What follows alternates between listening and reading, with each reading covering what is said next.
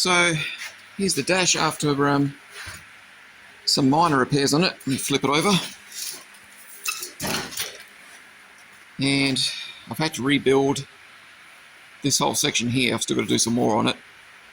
But there were a bunch of holes here, and it was very thin. So as I welded this first patch in, it just started to burn more and more metal away. So then I made another patch, and then same thing happened this way. So there's 3 small patches in here. That's the problem with when you're welding against 60-year-old steel. It tends to, if it's weakened, it'll just burn away, even with low heat. But the thing is, you don't want to go too low heat with a welder, because otherwise it won't penetrate the steel. So anyway, that's on there nice and solid. All of this side's pretty good. No problems there whatsoever. It was just that part. And on the top of it, right here. So that's, this is all been sandblasted, but that's where it's kind of crusty. It's solid, it's just crusty, but there's a hole there. So I'm going to have to fill that in.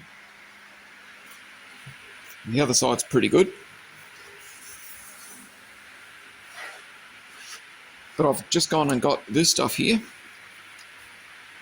Fahrenheit.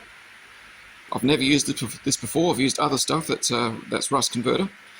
And I'm going to order some Por 15 to do the floor of the Valiant. And I might even do the inside of the dash in Por 15. But the way this stuff works is, just going by the instructions, is you dampen the surface you're about to use this on with water. Then you apply this on with a brush.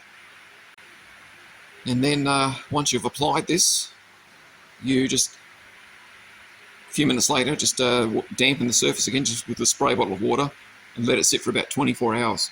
So I'm going to apply it, and apparently it will turn like a bluish kind of colour as it starts to convert the rust. So let's give that a go. Let's hit it with some water.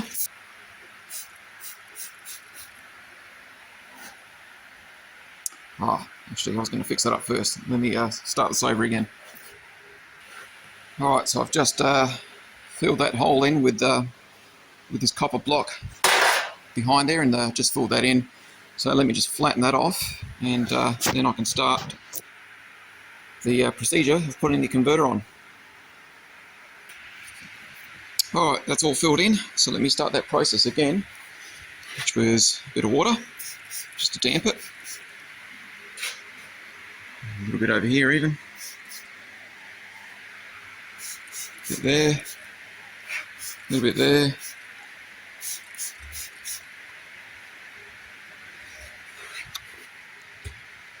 Okay, just get the Fahrenheit ready. So I've got some on my brush.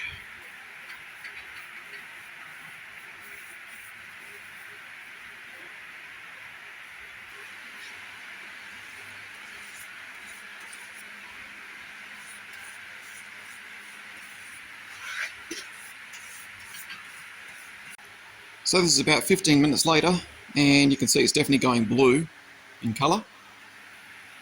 So it's definitely reacting. Okay, so now it's time to finish the repairs on this. So I've ordered in those patches, and in welding, as has happened on a lot of the other parts of the car, because the metal's so thin, it's so old, it tends to burn further holes in the metal. So I've filled as many holes as I can with weld. There's a few little tiny pinholes. I don't know if you can see them there, but they're mainly on this side, a couple at the bottom. But I'm going to fill all that in with my soldering. First off, I'm going to cleanse the area with some acetone.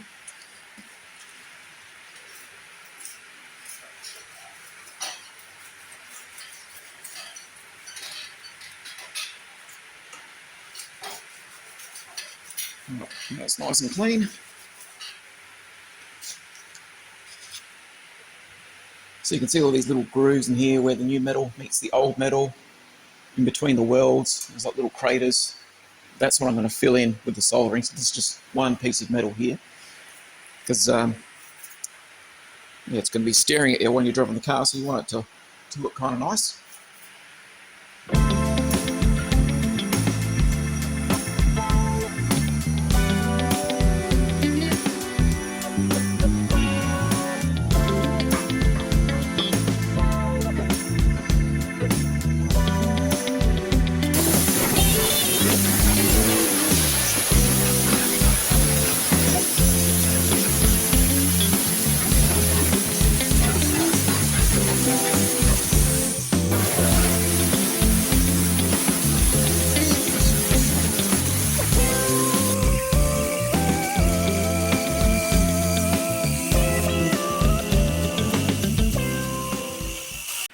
Right, that's nice and flat now. There's still some craters in there, but that's okay. Now I'll give it a skim of body filler and make this look like it never had any damage at all.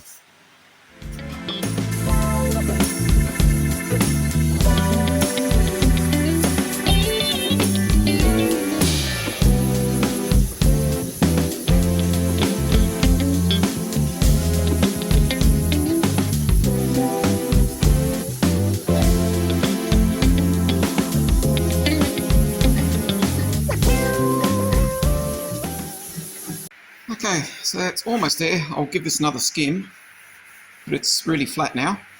I don't want to go too nuts because it is just a dashboard and this thing is warped. You know, if it was the outside of the car, the body, it's a different story, but as long as it looks nice and uniform, that's all I'm after. So yeah, I'll give that one more light skim, and then I'll fix that section there. I'll do the same thing. I'll just put some body filler over there. So the whole thing's been scuffed down with 80 grit. I've done my body filler, 2 lots of in there. I'm not going to get too overly fussed with this. Like I said, it's just a dash and it's not perfectly straight. But once it's been painted up, you'll never know this had rust holes there. So yeah, now time to put it in primer. So I've just blasted my ashtray and those 2 little doors that went on the the ducts under the dash. These 2 I'll do in black, which I'm assuming is what they would have been. This will be part of the dash, which is green. Now, I'm not doing the glove box lid just yet because I need to get. I've got the paint coat of the car, but just in case they need a sample, I want to bring this in. It's the only thing left in the car where it's still got the green, but it's not quite as good as the green on the back of this ashtray, which is like new. The only things it's got is the corrugations in it, so I don't know if they need a perfectly flat surface to put their scanner on. So I'll bring that, and I'll bring the glove box door. That's the only reason why I haven't stripped that back yet, so that's going to have to be done separately. I'm just cleaning this down with some wax and grease remover. Got to get it nice and clean, because I'm about to put some 2K primer on this.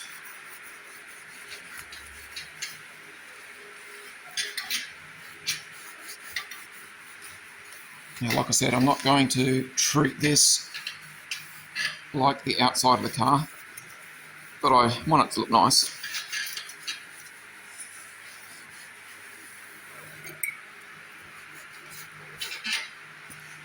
It's actually a very light dash. The whole thing's metal, but it's very light.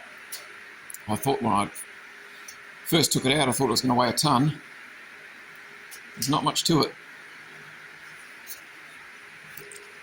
So here's what I'm using for the 2K primer.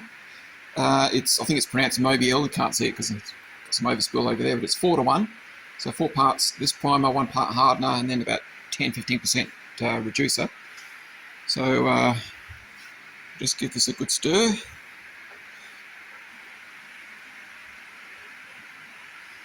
This is the best part when it comes to fixing things up in cars, restoring them. It's the process of putting fresh paint on it.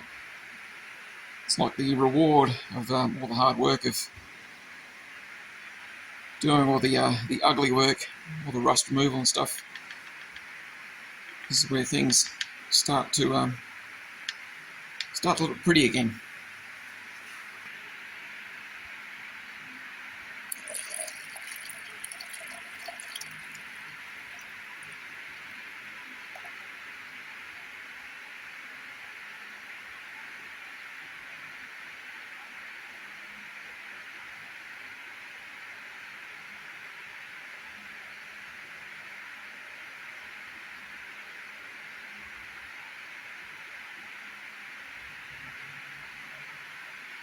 Alright, that'll do.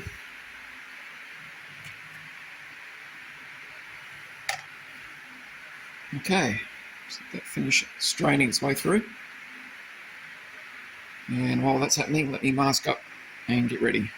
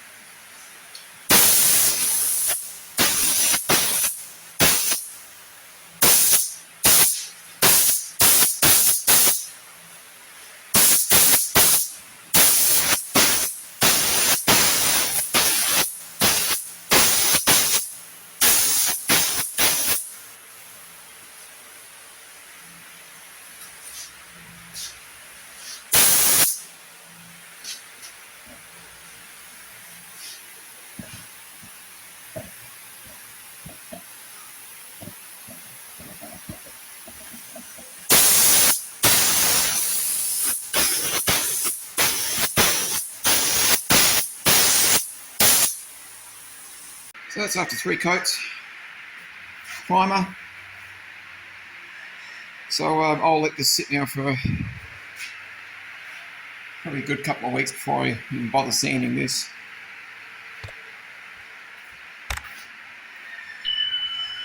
The doors are all done.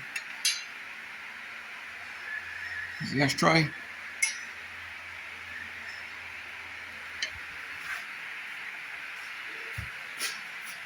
I didn't want to paint inside of the handbrake tube, so that's just paper sitting in there. But I can't wait to see it in colour. It's going to be the first thing in colour. Okay, so I just priced up a dash pad or crash pad to go over this section here. It actually follows all of this. It doesn't fill in this part, it's just this part here. So just that, all the way around. Obviously goes in through these holes here, and it comes down to about here, I think, somewhere there. Believe it or not, I've got prices between $800 and $1,000 for a skinny little piece of crash pad, so I'm not doing that. I'll be making that. And these dash vents, this one here is pretty badly damaged. They're about $150 for a pair. So again, we'll be fixing these, and I'm probably going to use fiberglass to repair this and make these look nice. So I need to test that these gauges work before we put all this back together. I want to restore this whole thing, repaint it and make it look all pretty again. Now I'm not sure if this is mileage or Ks because the speedometer is in both. I'm just going to assume that's miles, 79,000 miles. It's probably been around the clock. In fact, it's highly likely. But I've got to find a way to make all these things work. I just want to know if they work, whether I need to replace the gauges. So what I'm going to attempt to do is I've got my small impact driver over here, this little Allen key socket, and I'll see if I can fit it in the back of the speedo here, just temporarily, and spin it up and see if it works. Right, so I'm just going to put the impact driver in the back here. So I don't know if this is forwards or backwards, but anyway, let's see if there's any movement.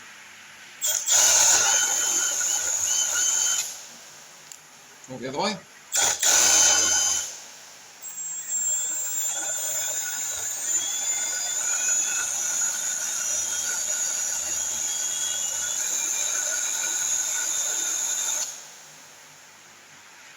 moves, but it doesn't seem to be consistent, so maybe it's because I'm not consistent with my impact gun.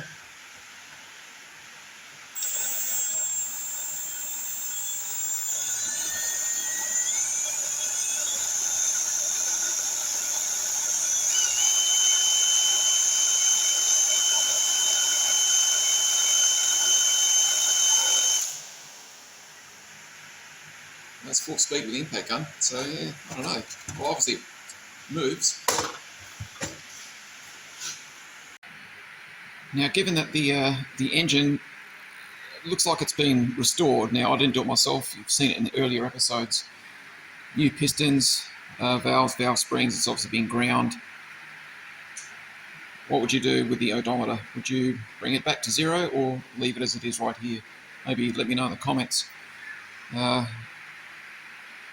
I mean, in my mind, I think, if the engine's fairly new, I'd like to have the kilometres kind of resemble it, maybe not at 0, but yeah, don't know, I'll think about that one.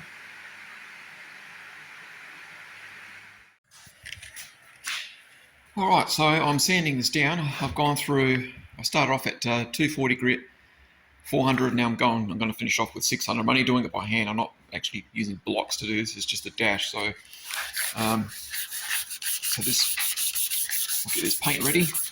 I've broken through the primer in there, but that's okay, I'll just do a spot spray there with primer, just serve like a sealer basically to seal it off.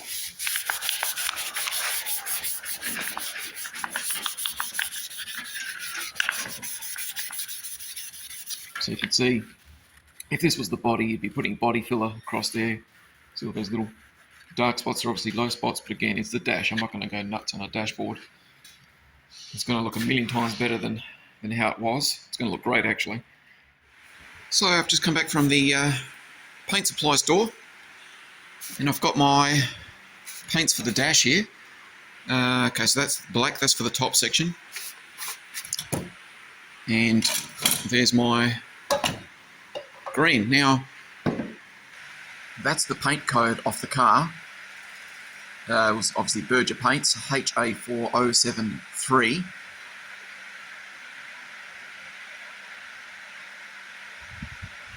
And it doesn't actually come up in the system for the paint store that I went to. And it's probably because it was originally, I think the guy said it was an acrylic originally, obviously on the car, but I think he said it was some sort of baked acrylic that they originally used at factory. So that's no longer a system because I'm doing a base coat, clear coat. But the colour's called medium green. And the white on the roof is called Arctic white. So, but anyway, I'm not doing the roof for now. I'm just doing the dash and some interior parts of the car. So there's my green. Now I've got to get a picture of that so that next time I go see him to get 4 litres made up for the body, I have to give him these details. There's my black. Now, I'm not a professional painter. I've painted many things over the past. I can do a reasonable job. But when it comes to two-tone, this will be the first time I've actually done 2 colours on the one panel. And so I've asked the guy for his advice on what the best way to go about it is. And, well, there's 2 ways. I can either do the green now, no clear coat, just put the green on, then tomorrow take all this section off, paint the black, and then clear the whole lot together. But like the guy said, the risk is if you get any overspray onto the panel that you're not painting, which I shouldn't do really, because I've taped up pretty well, then there's no comeback from it. You're going to have to repaint that whole section again. Whereas if I do green and then clear it, and then leave it for a few days, then do the black, if I get any overspray on the clear, I can get rid of the overspray. So I've got to make up my mind what I want to do. If I want to just go for it and do my green, and then tomorrow do the black, and then clear the whole lot together. I'm actually leaning that way, because I'm fairly confident the way I've got it taped off. I'll recheck it again, but I've rolled the tape over at the bottom, so it's not going to be like a hard line.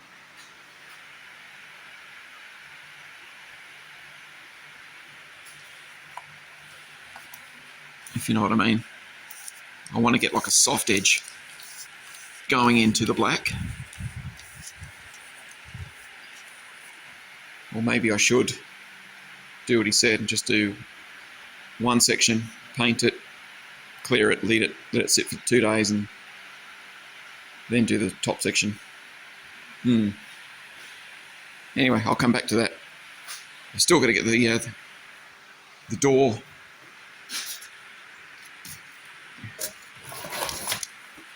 stripped back, because this is what we use to scan paint, this section here. This is probably the best preserved paint in the car, was the ashtray, the back bench, the back of the bench seat.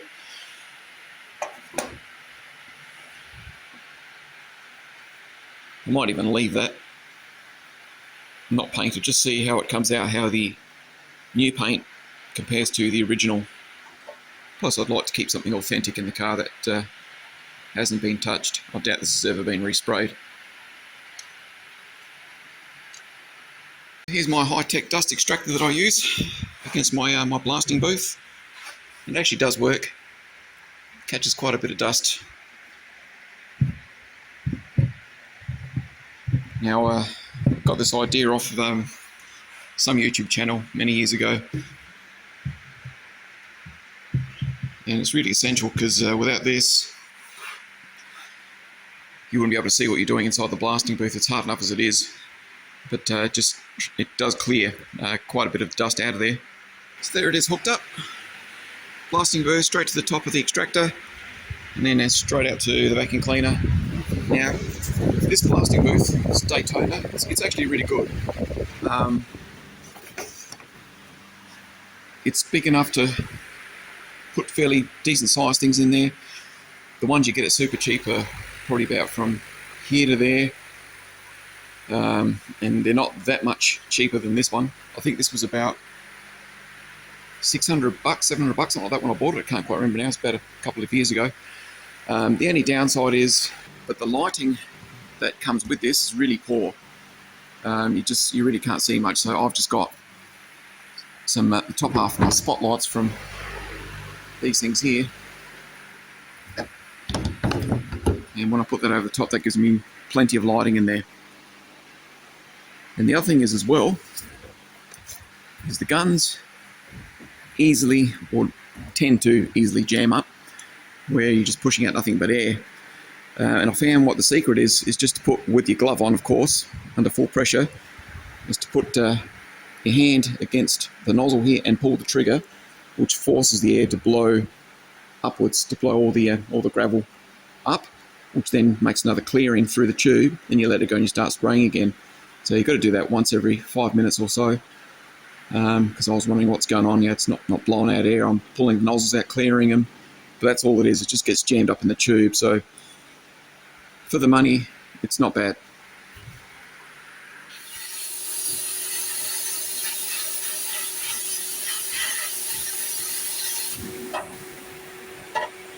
Spot for a drink holder, maybe.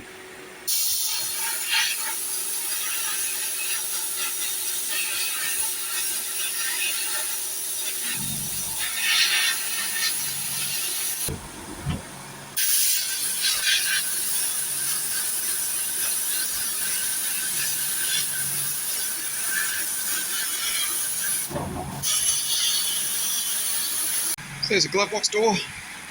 The rest I'll do now with 80 grit, because I'll have to put this in primer. So that's come out pretty good. It was fairly, it was just a lot of surface rust on the inside. But now I'll throw my hinges in there and all these other little knickknacks. So here we go. I'm going to start to mix up the base coat. Now I'm glad I rang the guy at the paint store back, because I forgot to ask when I picked it up.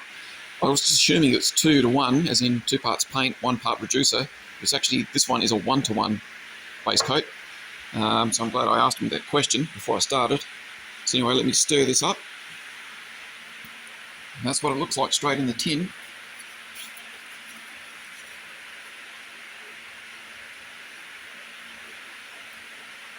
And just do this for a good 4 or 5 minutes. That is really looking like Valiant green.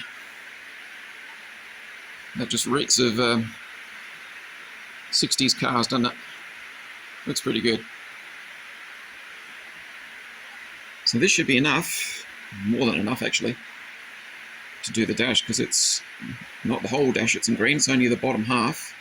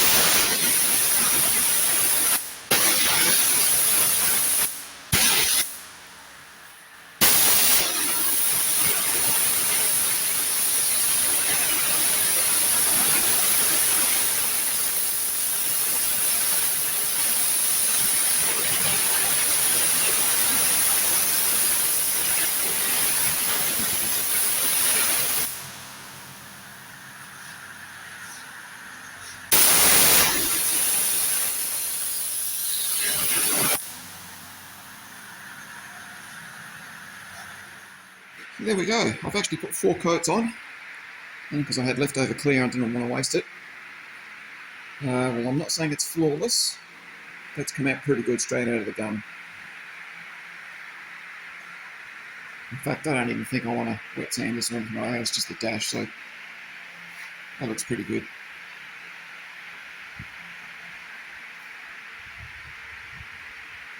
No runs in anything, so that's good. So now I'll let this sit for a few days, and then I'll take this side off and do my jet black over the top section.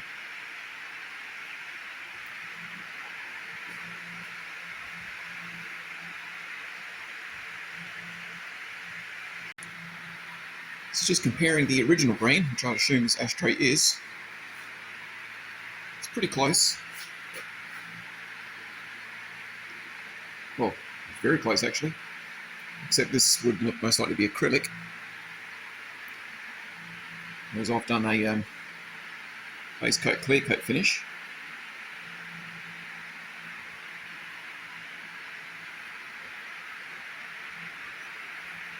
Now I've just got to do my glove box door. And the next thing is painting